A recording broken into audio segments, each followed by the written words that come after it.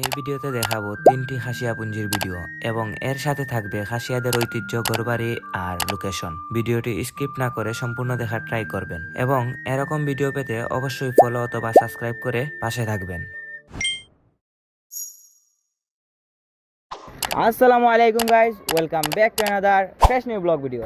Hopefully আল্লাহর রশির সম্মতে সবাই অনেক অনেক ভালো আছেন। আর এখন বর্তমানে আমরা আছি জাফলং 0 পয়েন্টের মায়াবী ঝর্ণার কাছে।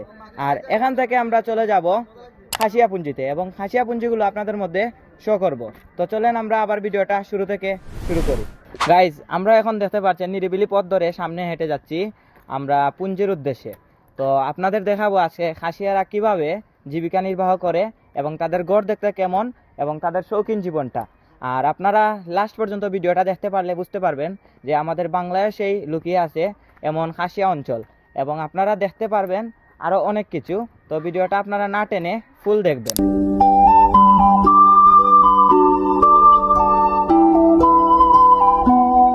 তারা এই পান এবং সুপারি বেচেই তারা তাদের জীবিকা নির্বাহ হয়। তো অনেকক্ষণ হাঁটার পর চলে আসলাম সংগ্রাম পুঞ্জিতে। আর এখানে দেখতে পাচ্ছেন খাসিয়াদের ঘরবাড়ি। এই পুঞ্জিটা অনেক উন্নত, যেটা আপনারা তাদের ঘরবাড়িগুলো দেখেই বুঝতে পারছেন। আর তারা বাড়িগুলোর নিচে হাঁস মুরগি এবং অন্যান্য পশু পাখি পালন করে থাকেন। গাইস, দেখাইলাম আপনাদের কত সুন্দর তাদের জীবন এবং তাদের বাড়িগুলো কতটুকু সুন্দর।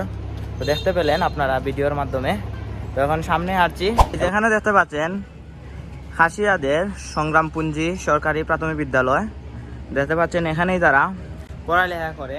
আর ওইদিকে দেখতে পাচ্ছেন সংগ্রাম পুঞ্জি সাংস্কৃতিক কেন্দ্র ও কমিউনিটি হল। আর এখানে দেখেন ওয়েলকাম করছে খাসিয়া পুঞ্জি।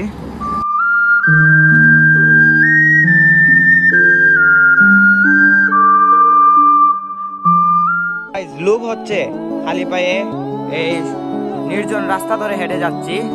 কি একটা ফিলিংস! অবশ্য এটা ফিলিংস না, আমার জুতা ছিঁড়ে গেছে।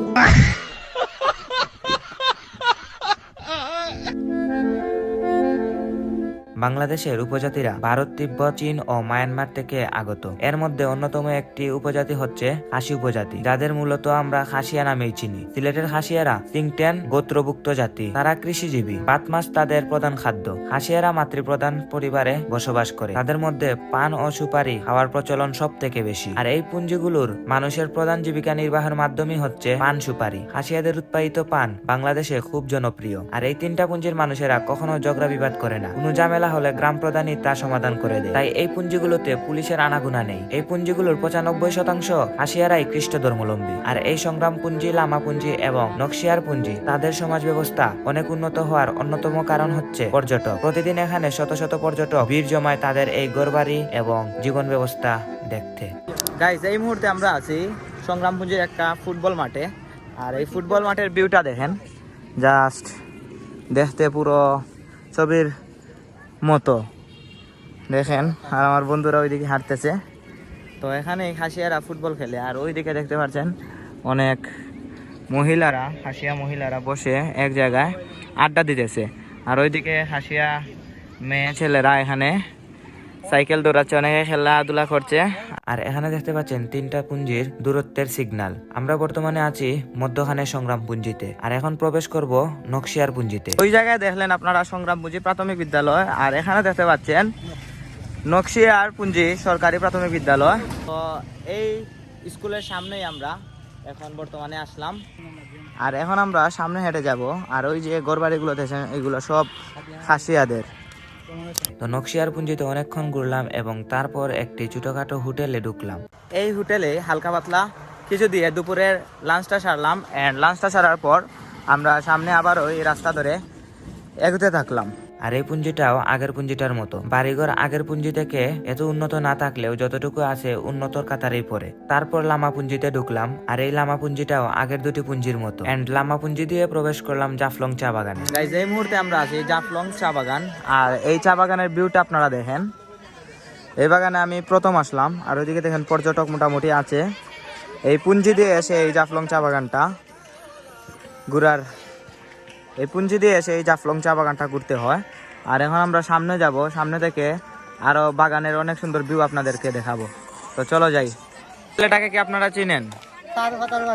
চিনে থাকলে অবশ্যই কমেন্টে জানাবেন। গাল কাটা শাকিল।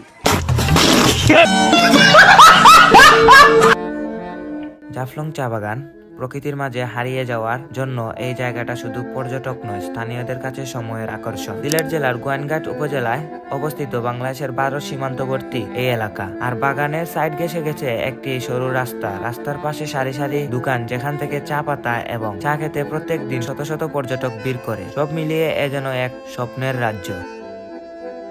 তো আজকের ভিডিওটা এই পর্যন্তই। আপনাদেরকে অনেক কিছু দেখালাম। দেখা হচ্ছে অন্য কোনো ভিডিওতে। এ পর্যন্ত সবাই ভালো থাকবেন, সুস্থ থাকবেন। আল্লাহ হাফিজ।